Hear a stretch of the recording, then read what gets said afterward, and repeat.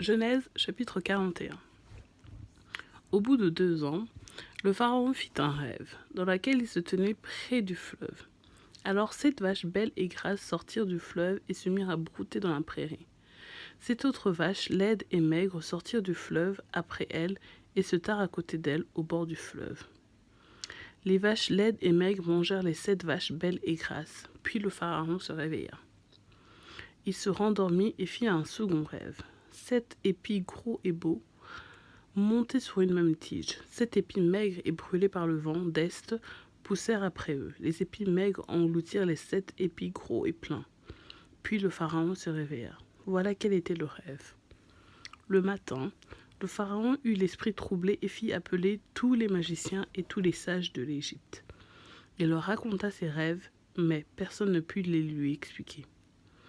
Alors le grand responsable des boissons prit la parole et dit au pharaon: Je veux rappeler aujourd'hui le souvenir de ma faute. Le pharaon s'était irrité contre ses serviteurs et avait fait mettre en prison dans la maison du chef des gardes, ainsi que le chef des boulangers. Nous avons tous les deux fait un rêve au cours d'une même nuit, et chacun de nous a reçu une explication en rapport avec le rêve qu'il avait fait. Il y avait là, avec nous, un jeune hébreu, un esclave du chef des gardes. Nous lui avons raconté nos rêves, et il nous les a expliqués. Tout s'est produit conformément à l'explication qu'il nous avait donnée. Le pharaon m'a rétabli dans mes fonctions et a fait pendre le chef des boulangers. Le pharaon fit appeler Joseph. On s'empressa de le faire sortir de prison. Il se rasa, changea de vêtements et se rendit vers le pharaon. Le pharaon dit à Joseph: J'ai fait un rêve. Personne ne peut l'expliquer, et j'ai appris à son sujet que tu peux expliquer un rêve après l'avoir entendu. Joseph répondit au pharaon: Ce n'est pas moi, c'est Dieu qui donnera une réponse favorable au pharaon. Le pharaon dit alors à Joseph: Dans mon rêve, je me tenais sur le bord du fleuve. Alors 7 vaches grasses et belles sont sorties du fleuve et se sont mis à brouter dans la prairie. 7 autres vaches sont sorties après elles, maigres, très laides et décharnées. Je n'en avais pas vu d'aussi laides dans toute l'Égypte. Les vaches décharnées et laides ont mangé les 7 premières vaches qui étaient grasses. Elles les ont englouties dans leur ventre sans qu'on s'aperçoive qu'elles y étaient entrées. Leur apparence était aussi laide qu'avant. Puis je me suis réveillée. J'ai vu encore en rêve 7 épis pleins et beaux qui montaient sur une même tige. 7 épis vides, maigres, brûlés par le vent d'est, ont poussé après eux. Les épis maigres ont englouti les 7 beaux épis. Je l'ai dit aux magiciens, mais personne ne m'a donné d'explication. Joseph dit au pharaon: Ce qu'a rêvé le pharaon correspond à un seul événement. Dieu a révélé au pharaon ce qu'il va faire. Les 7 belles vaches sont 7 années. Les 7 beaux épis aussi.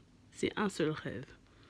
Les 7 vaches décharnées et laides sorties après les premières sont 7 années, tout comme les 7 épis vides brûlés par le vent d'est.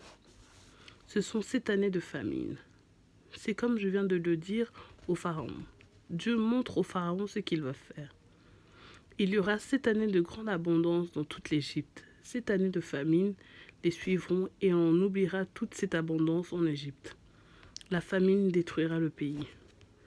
Cette famine qui suivra sera si forte qu'on ne s'apercevra plus de l'abondance dans le pays. Si le pharaon a vu le rêve se répéter, c'est que la décision est ferme de la part de Dieu et qu'il la mettra rapidement en œuvre.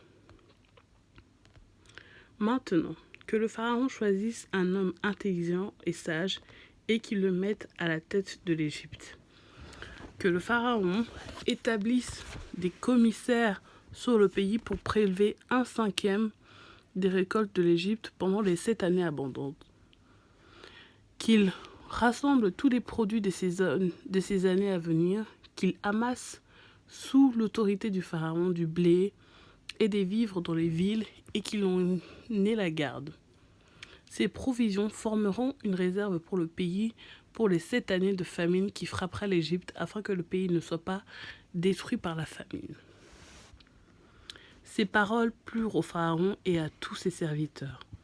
Le Pharaon dit à ses serviteurs, « Pourrions-nous trouver un homme tel que celui-ci qui a en lui l'Esprit de Dieu ?» Et le Pharaon dit à Joseph, « Puisque Dieu t'a fait connaître tout cela, il n'y a personne qui soit aussi intelligent et aussi sage que toi. Tu seras responsable de ma maison et tout mon peuple obéira à tes ordres. Le trône seul m'élèvera au-dessus de toi. » Le Pharaon dit à Joseph, « Vois, je te donne le commandement de tout l'Égypte. » Le Pharaon retira l'anneau de son doigt et le passa au doigt de Joseph. Il lui donna des habits en fin lin et lui mit un collier d'or au cou. Il le fit monter sur le char qui suivait le sien et l'on criait devant lui à genoux. C'est ainsi que le Pharaon lui donna le commandement de tout l'Égypte.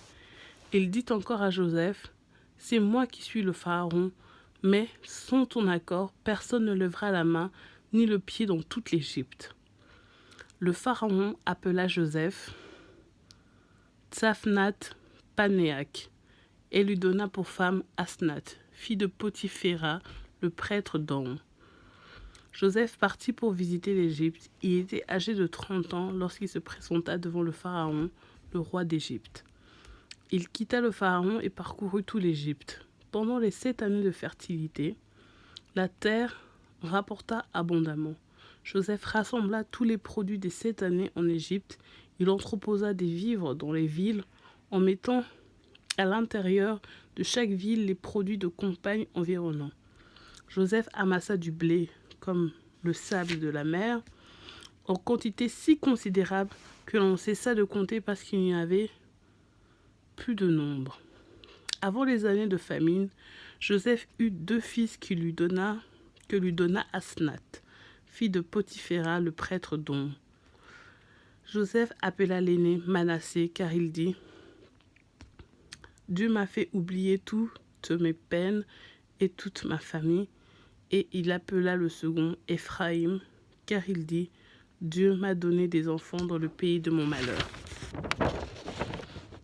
Les 7 années abondantes qu'il eut en Égypte passèrent, et les 7 années de famine commencèrent à venir, comme Joseph l'avait annoncé. La famine régna dans tous les pays, mais dans toute l'Égypte il y avait du pain.